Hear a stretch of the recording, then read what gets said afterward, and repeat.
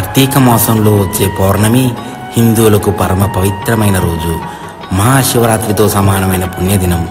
ఈ పర్వదినాన్ని త్రిపుర పూర్ణిమ లేదా దేవ దీపావళి అని కూడా అంటారు. దీపావళి వెళ్ళిన మర్నాడు కార్తీక మాసం ప్రారంభమవుతుంది. ఇక ఆ రోజు నుండి కార్తీక మాసం ముగిసే వరకు ప్రతిరోజు సాయంత్రం వేళ దీపాలు వెలిగిస్తారు. ముఖ్యంగా కార్తీక సోమవారం, కార్తీక పౌర్ణమి పర్వదినాల్లో విశేష పూజలు నిర్వహిస్తారు. ఈ నెలంతా కార్తీక మహాపురాణాన్ని పారాయణం చేస్తారు. దేవాలయాల్లో కార్తీక పురాణ శ్రవణం ఏర్పాటు చేస్తారు.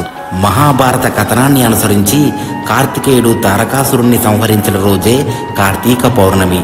ప్రజలను నానా రకాలుగా హింసించిన తారకాసురుడు ఇక లేడన్న ఆనందంతో దీపాలు వెలిగించి సంబరాలు చేసుకున్నారని, మరియు 1000 ఏళ్ల రాక్షస పాలన అంతమొందించిన శుభ సందర్భంగా మహాశివుడు తాండవం చేశాడని పురాణాలు చెప్తున్నాయి.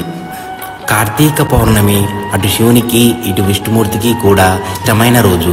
ఈ రోజున దీపం వెలిగిస్తే మనం తెలిసి తెలియక చేసిన పాపాలన్నీ హరించుకుపోతాయి. కార్తీక సోమవారం, కార్తీక పౌర్ణమి రోజున రుద్రాభిషేకం చేయిస్తారు.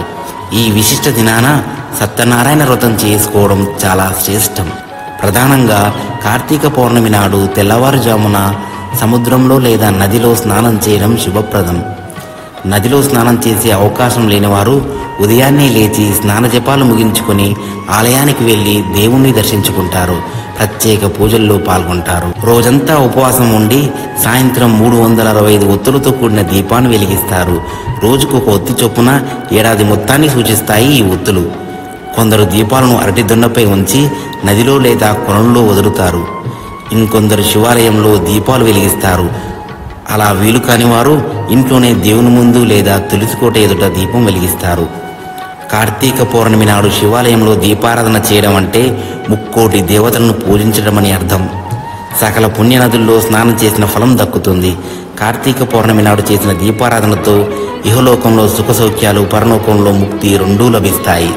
కార్తీక పౌర్ణమి నాడు 365 దీపాలు పెడుతూ చదవాల్సిన శ్లోకం: కీటాః పతంగాః మశకచ్చా వృక్షః జలే స్థలే ఏ నివసంతి జీవః దృష్ట్వా ప్రదీపం నచ జన్మ భాగీనః భవంతి త్వం శపచాహి విప్రాః. ఈ శ్లోకం చదవడం ద్వారా అష్టైశ్వర్యాలు, ఆయురారోగ్యాలు కలుగుతాయని భక్తుల నమ్మకం.